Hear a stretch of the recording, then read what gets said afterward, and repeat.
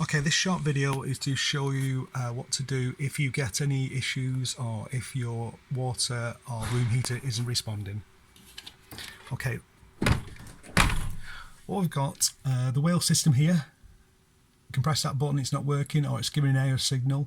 What I need to do is go to the actual room heater or water heater themselves and just do a quick reset.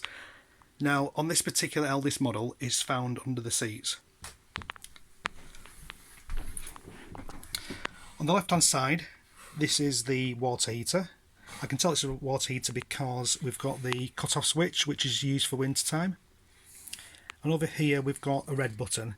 And all we do with these is just press the red button and that'll reset the system. And then it should get you back up and working for the water.